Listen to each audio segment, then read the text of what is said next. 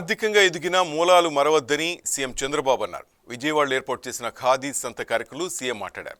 గాంధీజీ స్వదేశీ, సత్యం, అహింస, గ్రామ స్వరాజ్యం నేర్పించారని, నాడు విదేశీ వస్తువులను బహిరంగంగా తగలబెట్టాలని పిలుపునిచ్చారని గుర్తు చేశారు. ఖాదీ సంత గ్లోబల్ సంతగా ఎదుగుతుంది అనడంలో అనుమానమే లేదని ముఖ్యమంత్రి చంద్రబాబు అన్నారు.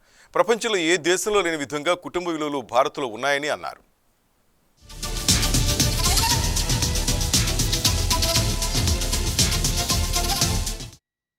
భవిష్యత్తులో ఏ విధంగా ఈ స్వదేశీ ఉద్యమం నాకు ఏమాత్రం లేదు. సంతానంగానే మనకు అందరికీ జ్ఞాపకం పాత రోజులు. ఊర్లో తయారయ్యే వస్తువులు, అవసరమైన వస్తువులన్నీ సంతకు తీసుకొస్తాం. వారానికి ఒకరోజు ఆ సంతకు పోయి అన్ని వస్తువులు కొనుక్కుంటాం. అది ఆ రోజు మార్కెట్ వ్యవస్థ. ఈరోజు నాకు ఖాదీ సంత గ్లోబల్ సంతగా ఇండియన్ ప్రోడక్ట్స్కి తయారవుతున్న దాంట్లో అనుమానమే లేదు. ఇప్పటికే ఆ దిశగా మనం ముందుకు పోతున్నాం. అయితే చరిత్ర కూడా ఒక్కొక్కసారి గుర్తుపెట్టుకోవాలి. భవిష్యత్తుకు నాంది పలకాలంటే బ్రాడ్గా చరిత్రను కూడా గుర్తుపెట్టుకుంటే భవిష్యత్తుకు మనం అంకితమయ్యే పరిస్థితికి వస్తుంది. ఆ రోజు మీరు చూస్తే విదేశ వస్త్రాలని, విదేశ వస్తువుల్ని బహిరంగంగా తగలబెట్టమని పిలువిచ్చారు. ఎంతోమంది త్యాగాలు చేశారు. ఆ పోరాటమే స్వాతంత్ర ఉద్యమానికి నాంది పలికింది. ప్రజల్లో తిరుగుబాటు రగిలించింది. దాన్ని లాజికల్గా తీసుకుపోయే పరిస్థితికి వచ్చాం. ఈరోజు మనం ఒక విషయం గుర్తుపెట్టుకోవాలి. ప్రపంచంలో ఏ దేశానికి లేనటువంటి సాంప్రదాయాలు కానీ, విలువలు కానీ, అదే మరిగా ఫ్యామిలీ విలువలుగా నుండి ఏకైక దేశం భారతదేశం. అది ఏ దేశానికి లేదు. ఒక స్ఫూర్తిని అంబేద్కర్ కోనసీమ జిల్లా రాజోల్లో శంకరగుప్తం మేజర్ డ్రైన్ ముంపును గురై నష్టపోయిన కొబ్బరి తోటను జలవనరుల శాఖ మంత్రి నిమ్మల రామానాయుడు, ఎమ్మెల్యే దేవ వరప్రసాద్తో కలిసి పరిశీలించారు. అనంతరం రైతులతో సమావేశమై సమస్యలను అడిగి తెలుసుకున్నారు. డ్రైన్ బలోపేతానికి 16 కోట్లు కేటాయిస్తామని, పనులు త్వరలోనే ప్రారంభిస్తామని మంత్రి హామీ ఇచ్చారు. ఈరోజు రాజోలు నియోజకవర్గం శాసనసభ్యులు గౌరవనీయులు వరప్రసాద్ గారి యొక్క ఆధ్వర్యంలో మా ఇరిగేషన్ శాఖకు సంబంధించినటువంటి అడ్వైజర్ వెంకటేశ్వర గారు, అదేవిధంగా ఇరిగేషన్ ఈఎన్సి నరసింహమూర్తి గారు, ఇంకా సిఈలు, ఎస్ఈలు, ఉన్నత ఇరిగేషన్ అధికారులతో కలిసి ఈరోజు నేను మన ఏదైతే ఈ యొక్క రాజోలు నియోజకవర్గానికి సంబంధించి శంకరగుప్తం డ్రైన్ ముంపు సమస్యల మీద ఈరోజు పరిశీలించడం జరిగింది. ఎందుకంటే ఇప్పుడే పరిశీలించడం మీదట అర్థమైంది, గతంలో ఒక బెంగాల్ దుఃఖదాయని, లేకపోతే బెజవాడ దుఃఖదాయని, అట్లానే శంకరగుప్తం కూడా ఒక దుఃఖదాయనిగా మారినటువంటి పరిస్థితి మనందరం కూడా చూస్తూ ఉన్నాం. గతంలో ఏదైతే ఈ యొక్క కేసనపల్లి సంబంధించినటువంటి పరిసర 27 గ్రామాలు ఒక వేసవి విడిది కేంద్రాలుగా, ఒక టూరిజం ప్రాంతాలుగా కలకల్లాడుతున్నటువంటి గ్రామాలు ఇవన్నీ కూడా. కానీ దురదృష్టవశాత్తు ఈ శంకరగుప్తం డ్రైన్కి సంబంధించినటువంటి ఆ సముద్రపు పోటు నీరంతా కూడా మరి డ్రెడ్జింగ్ జరగకపోవడం వల్ల ఆ సముద్రపు ఉప్పు నీరంతా కూడా తోటల్లోకి, ఇళ్లలోకి వచ్చి మొత్తం కొబ్బరి చెట్లన్నీ కూడా మొత్తం చనిపోవడము, మొవ్వు వాలేసేయడం పరిస్థితి కళ్ళారా మనందరం కూడా చూసినటువంటి పరిస్థితి. ఈ ప్రాంతం అంతా కూడా పూర్తిగా కొబ్బరి మీదే కుటుంబాలన్నీ కూడా ఆధారపడినటువంటి స్థితిలో మరి గతంలో ఈ కేసనపల్లి ఏరియా నుంచే పెద్ద ఎత్తున ఎక్స్పోర్ట్ చేసే స్థాయి నుంచి ఈరోజు వాళ్లే కాయలు కొనుక్కునేటువంటి స్థితికి ఈరోజు వచ్చినటువంటి పరిస్థితి.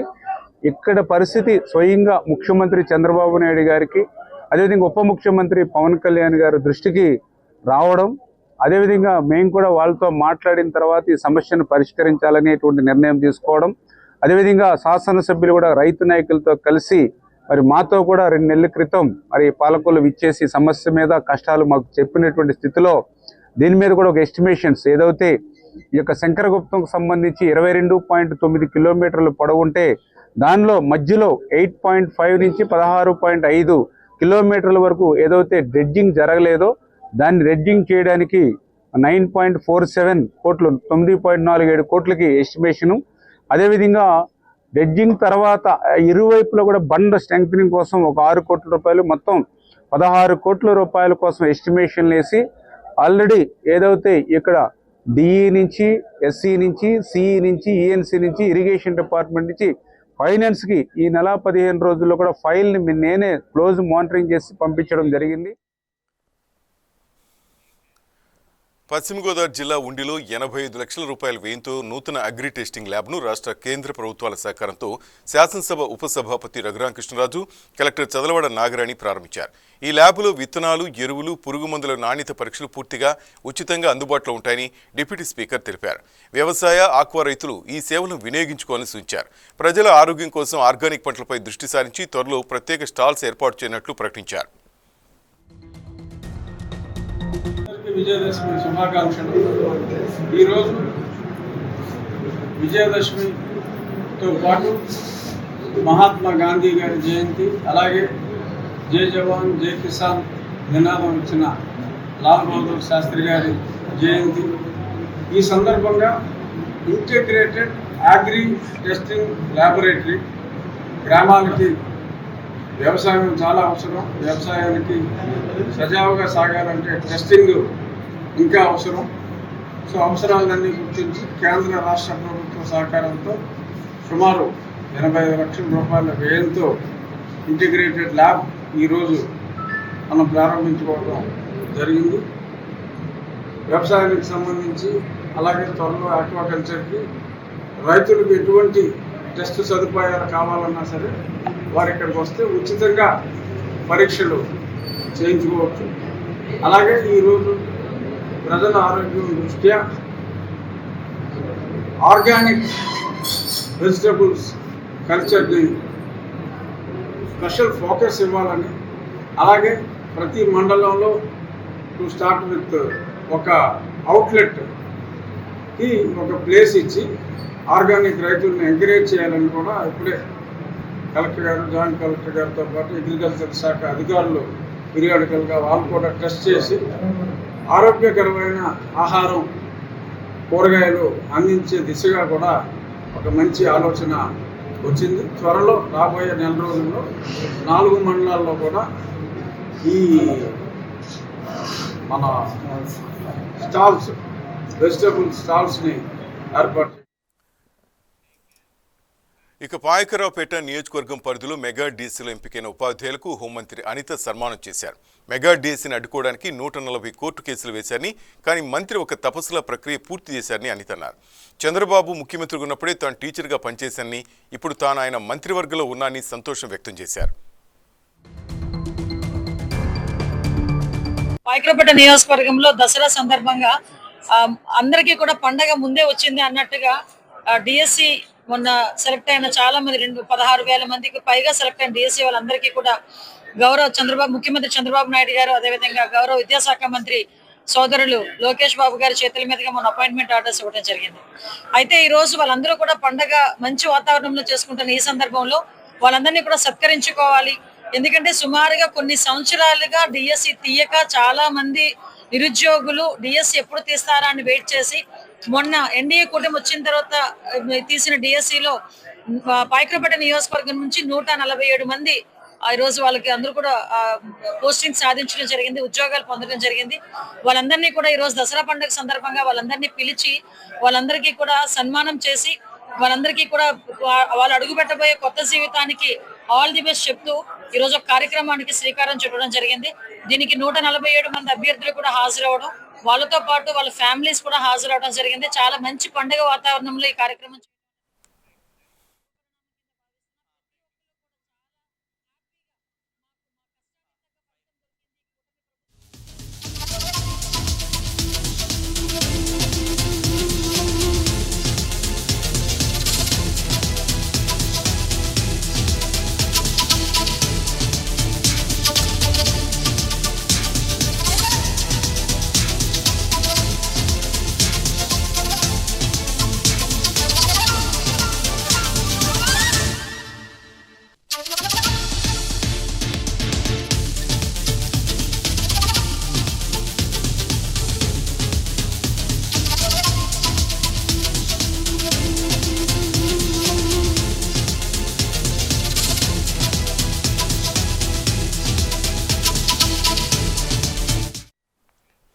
కర్నూలు జిల్లాలో దసరా బన్నీ జైత్రయాత్రకు సర్వం సిద్ధమైంది. అర్ధరాత్రి వేళ మొదలై కర్రల సమరానికి జిల్లా అధికారులు కట్టుదిట్టమైన భద్రత ఏర్పాట్లు చేశారు. బన్నీ ఉత్సవం వస్తుందంటే అందరిలో సంతోషం పొంగి పొర్లుతోంది. ఇందుకు భిన్నంగా జిల్లాలోని అధికారుల గుండెలో గుబులు కూడా మొదలవుతుంది. దైవ కార్యం పేరుతో కర్రలతో తలపడి గాయాల పాలయ్యే భక్తులను తలుచుకుని అధికారులు ఆందోళనకు గురవుతుంటారు. దేవతామూర్తులను రక్షించుకునేందుకు 3 గ్రామాల భక్తులు ఒకవైపు, 7 గ్రామాల భక్తులు మరోవైపు తలపడి ఈ సన్నివేశం చూసేవారికి వెన్నులో వణుకు పుట్టిస్తుంది.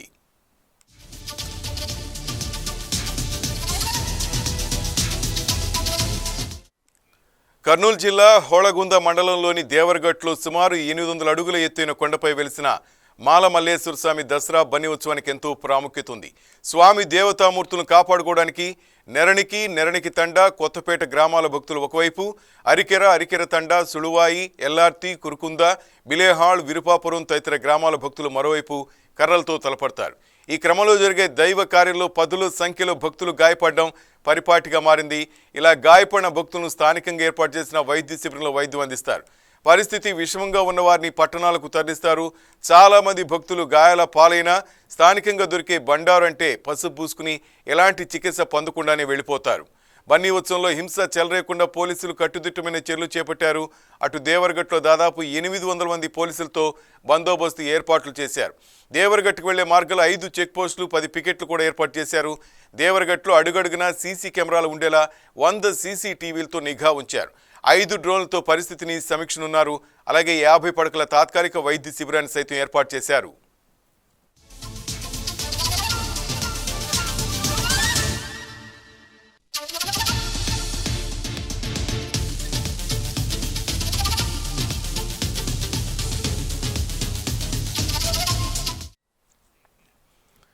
కృష్ణా జిల్లా గన్నవరం మండలం సూరంపల్లిలో భారీగా రేషన్ బియ్యాన్ని అధికారులు స్వాధీనం చేసుకున్నారు. స్థానిక పోలీసు, సివిల్ సప్లై అధికారులు కలిసి ఒక గోడౌన్పై దాడి చేసి సుమారు 24 టన్నుల రేషన్ బియ్యం సంచులను స్వాధీనం చేసుకున్నారు.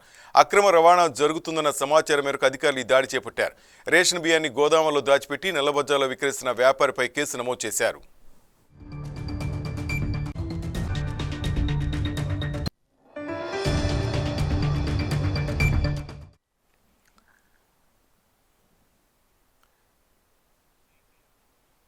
కాకినాడ జిల్లా పెద్దాపురంలో P4 కార్యక్రమంలో భాగంగా వృద్ధాశ్రమానికి పెద్దాపురం ఎమ్మెల్యే నిమ్మకాయల చినరాజప్ప, కాకినాడ ఎంపీ ఉదయ్ శ్రీనివాస్ శంకుస్థాపన చేశారు. ఎమ్మెల్యే చినరాజప్ప ప్రభుత్వ స్థలంలో దాతల సహకారంతో సుమారు 4 కోట్లతో అన్ని వసతులున్న భవనం నిర్మించి నిరుపేద వృద్ధులకు ఆశ్రయం కల్పిస్తామని తెలిపారు. పారిశ్రామికవేత్తలు తమ మద్దతు ప్రకటించాలని కోరారు. కార్యక్రమానికి పెద్దలు ఇప్పుడు మనం పిలిచాం. అందరి పేరు చెప్పనక్కర్లేదు. అందరు పెద్దలందరూ కూడా ఈ పట్టణ పెద్దలందరూ కూడా ఇక్కడ రావడం జరిగింది. వైభవ్ రైట్ మీరు కూడా అండి. ఒక చిన్న ఆలోచన. ఇవాళ మనం పెద్దాపురంలో నేను ఎమ్మెల్యే వచ్చిన తర్వాత ఇవాళకి 12 సంవత్సరాలు అయింది. 12 సంవత్సరాల్లోనూ కూడా ఏదో మార్పు తీసుకురావడానికి ప్రయత్నం చేసాం. ఆ మార్పులో రోడ్ డెవలప్మెంట్ రోడ్లు కానీ ఆఫీసులు కానీ ఇవన్నీ కూడా కట్టించుకుంటూ మనం వచ్చాం. కిందకు వచ్చేటప్పటికి ఒక మంచి కార్యక్రమం చేయాలనే ఆలోచనతో ఇక్కడ ఎక్కడ కేంద్రంలో వివిధ శాఖల వ్యవహారాలను పరిశీలించే పార్లమెంటరీ స్థాయి సంఘంలో లోక్సభ స్పీకర్ ఓం బిర్లా పునర్వ్యవస్థీకరించారు. ఇందులో భాగంగా ఏలూరు ఎంపీ పుట్ట మహేష్ కుమార్ను పెట్రోలియం, సహజవాయువుల స్టాండింగ్ కమిటీలో సభ్యుడిగా నియమించారు. అలాగే మచిలీపట్నం ఎంపీ వల్లభనేని బాలశౌరికి కూడా కీలకమైన ఈ కమిటీలో స్థానం లభించింది. Parliamentary secretary general K S Somashekar ఈ నియామకాల జాబితాను విడుదల చేశారు. గతంతో పోలిస్తే ఈసారి వివిధ కమిటీల్లో టీడీపీకి ఎక్కువ ప్రాధాన్యం లభించింది.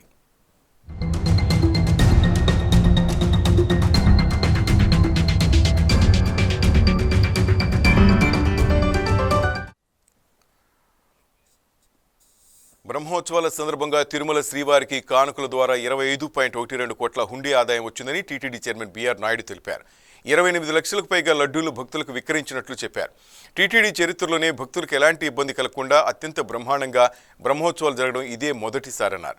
2,42,000 మంది భక్తులు తలనీలాలు సమర్పించి శ్రీవారికి మొక్కులు చెల్లించుకున్నారని వివరించారు.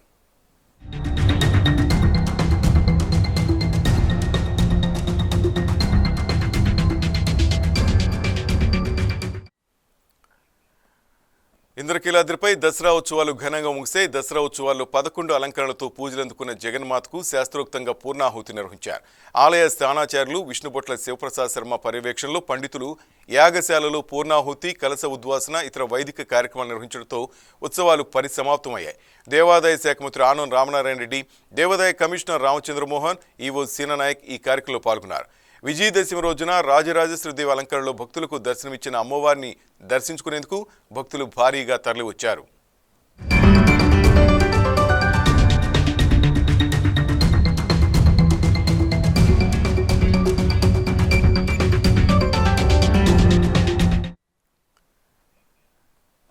తెలంగాణ ముఖ్యమంత్రి రేవంత్ రెడ్డి తన సొంత ఊరు నాగర్ కర్నూలు జిల్లా వంగూరు మండలం కొండారెడ్డిపల్లిలో దసరా వేడుకలు ఘనంగా చేసుకున్నారు. హైదరాబాద్ నుంచి కొండారెడ్డిపల్లి వెళ్లిన రేవంత్ అక్కడ ఆంజనేయ స్వామి ఆలయం దగ్గరకు ర్యాలీకి వెళ్తున్న సమయంలో గ్రామస్తులు ముఖ్యమంత్రిపై పూలవర్షం కురిపించి గజమాలతో స్వాగతం పలికారు. ఆంజనేయ స్వామి ఆలయంలో సీఎం ప్రత్యేక పూజలు నిర్వహించారు. ముఖ్యమంత్రి హోదాలో స్వగ్రామంలో దసరా వేడుకలు నిర్వహించుకోవడం రేవంత్ రెడ్డికి ఇది రెండోసారి.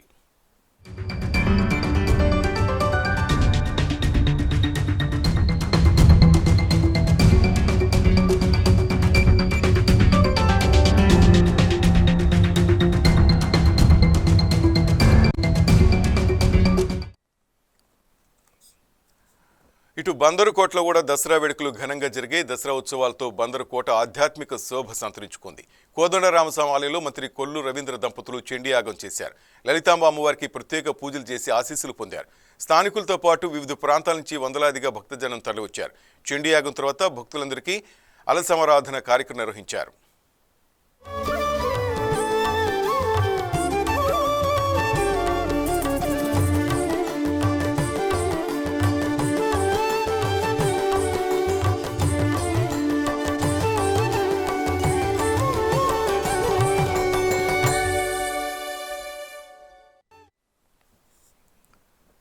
రక్షణ మంత్రి రాజ్నాథ్ సింగ్ పాకిస్తాన్కు గట్టి హెచ్చరికలు చేశారు.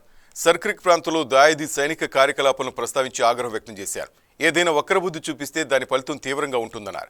చరిత్ర, భౌగోళిక పరిస్థితులు మారిపోవచ్చని ఢిల్లీలో జరిగిన ఓ కార్యక్రమంలో హెచ్చరించారు. సర్క్రిక్ గుజరాత్ తీరం వెంబడి ఉన్న సున్నితమైన వ్యూహాత్మక ప్రాంతం.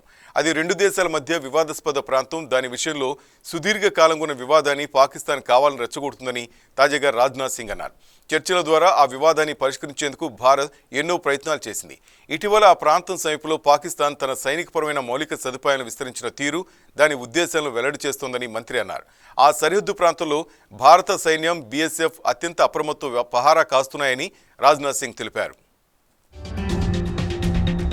पाकिस्तान ने लेह से लेकर सरक्रीक के इस इलाके तक भारत के डिफेंस सिस्टम को भेजने की नाकाम कोशिश की। भारत के डिफेंस सिस्टम को उन्होंने भेजने की एक नाकाम कोशिश की, जबकि भारत की सेनाओं ने अपनी जवाबी कार्रवाई में पाकिस्तानी एयर डिफेंस सिस्टम को पूरी तरह से एक्सपोज कर दिया और दुनिया को यह भी संदेश दे दिया कि भारत की सेनाएं जब चाहें, जहां चाहें और जैसे भी चाहें पाकिस्तान को भारी नुकसान पहुंचा सकती है। अपने सामर्थ्य के बावजूद हमने संयम का परिचय दिया, क्योंकि हमारी सैन्य कार्रवाई आतंकवाद के विरोध में थी। इसको एस्केलेट करके जंग छेड़ना ऑपरेशन सिंदूर का उद्देश्य कभी नहीं था। मुझे इस बात की खुशी है कि भारतीय सेनाओं ने ऑपरेशन सिंदूर के सभी मिलिट्री ऑब्जेक्टिव यानी सभी लक्ष्यों को सफलतापूर्वक प्राप्त करने में कामयाबी हासिल की है। मगर आतंकवाद के खिलाफ ప్రజాస్వామ్యంపై జరుగుతున్న దాడి భారత్కు పొంచి ఉన్న ప్రమాదమని రాహుల్ గాంధీ అన్నారు. ఇవాళ కొలంబోలో ప్రైవేట్ కార్యక్రమంలో మాట్లాడిన రాహుల్ గాంధీ ప్రజాస్వామ్యంపై జరుగుతున్న దాడి భారత్కు పొంచి ఉన్న ప్రమాదం అంటూ మరోసారి హెచ్చరిక చేశారు.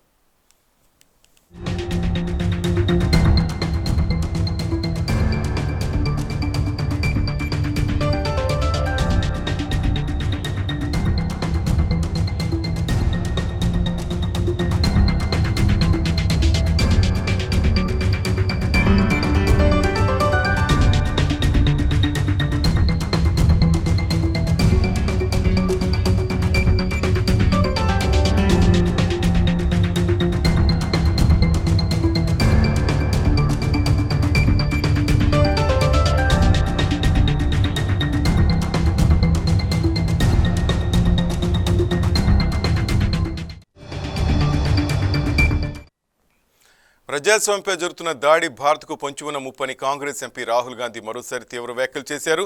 కొలంబియా పర్యటనలో ఉన్న ఆయన ఈఐఏ యూనివర్సిటీలో ఇంజనీరింగ్ విద్యార్థులను ఉద్దేశించి మాట్లాడారు. ప్రధాని మోదీ నేతృత్వంలోని కేంద్ర ప్రభుత్వాన్ని ఉద్దేశించి విమర్శలు చేశారు.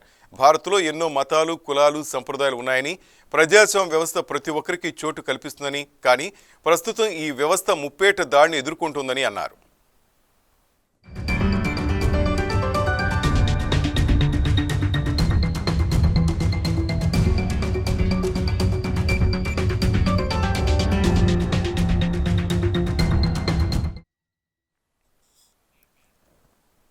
యూట్యూబ్పై ఐశ్వర్యరాయ్, అభిషేక్ బచ్చన్ దంపతులు 4 కోట్లకు పరువు నష్టం దావా వేశారు. ఐశ్వర్యరాయ్ అనుమతి లేకుండా ఆమె ఫోటోలు వాడడానికి వీల్లేదని ఢిల్లీ న్యాయస్థానం ఆదేశాలు జారీ చేసిన తర్వాత కూడా ఏఐతో సృష్టించిన ఫోటోలు, వీడియోలు యూట్యూబ్ వేదికగా దర్శనమిస్తుండటంతో అభిషేక్ దంపతులు కోర్టును ఆశ్రయించారు. ఏఐ ఆధారిత కంటెంట్ క్రియేట్ చేసిన యూట్యూబ్ ఛానల్లో ఏకంగా 259 వీడియోలు ఉన్నాయి. వీటిలో అభిషేక్, ఐశ్వర్యలు వేర్వేరు వ్యక్తులతో ఉన్న వీడియోలు కూడా ఉండటం గమనార్హం. కోర్టు ఆదేశాలను గూగుల్ పాటించకపోవడంతో ఐశ్వర్య దంపతులు 4 కోట్లకు పరువు నష్టం దావా వేశారు.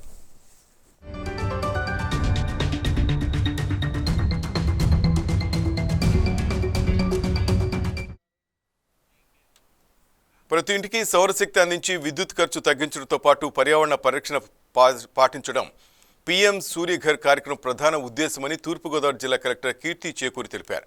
ఈ సందర్భంగా రాజమహేంద్రవరం వై జంక్షన్ నుంచి దేవీ చౌక్ వరకు అవగాహన ర్యాలీ నిర్వహించారు. మండల స్థాయి నుంచి గ్రామ స్థాయి వరకు అవగాహన కార్యక్రమాలు విస్తృతంగా చేపట్టాలని అధికారులను ఆదేశించారు. వనరుల పరిరక్షణ, పర్యావరణ సమతుల్యత కోసం ప్రతి కుటుంబం సౌరశక్తి వినియోగం అలవాటు చేసుకోవాలని కలెక్టర్ పిలుపునిచ్చారు. ర్యాలీలో పాల్గొన్న విద్యార్థులు, సిబ్బంది సూర్యఘర్ పచ్చటి భవిష్యత్తు, ప్రతి ఇంటికి సౌరశక్తి, విద్యుత్ ఆదా మన బాధ్యత అంటూ నినాదాలు చేశారు.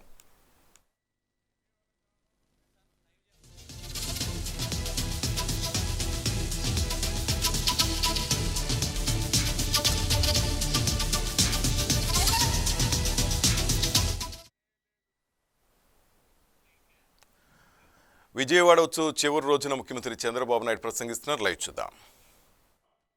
ఏమీ లేని పరిస్థితి నుంచి 15 నెలల్లో మీరిచ్చిన మ్యాండేట్తో ఈరోజు మిమ్మల్ని అందరినీ ఎంత ఆనందంగా ఉన్నారంటే నిజమైన స్వాతంత్రం ఈరోజే ఈ ప్రాంతానికి వచ్చిందని అనిపిస్తూ ఉంది. ఆ రోజు ఎన్నికలప్పుడు వచ్చాం. నేను, మా మిత్రుడు పవన్ కళ్యాణ్ గారు, అదే మరిగా బీజేపీ ముగ్గురం కలిసి ఆ రోజు మీ అందరికీ ఒకే మాట చెప్పాం. అభివృద్ధి చేస్తాం, సంక్షేమ కార్యక్రమాలు ఇస్తాం, సుపరిపాలన అందిస్తామని ఒక్క మాట చెప్పాం. దాంతో ఎప్పుడూ రానంత విజయాన్ని మీరు ఇచ్చారు. మొత్తం చూస్తే 57% ఓట్లు, 94% అభ్యర్థుల గెలుపు. ఇది ఒక చరిత్ర. ఆ చరిత్రను చూస్తే ఈరోజు నేను ఈ 15 నెలల్లో ఒకటే ఆలోచించాను. అందరినీ హ్యాపీగా పెట్టాలి, మీ అందరి వాడిగా ఉండాలనుకున్నా ఈరోజు మీ ఉత్సాహం చూసిన తర్వాత అనిపిస్తుంది నాకు జీవితంలో ఎప్పుడూ లేనంత ఆనందం ఉందని మీ అందరికీ విజ్ఞప్తి చేస్తున్నా.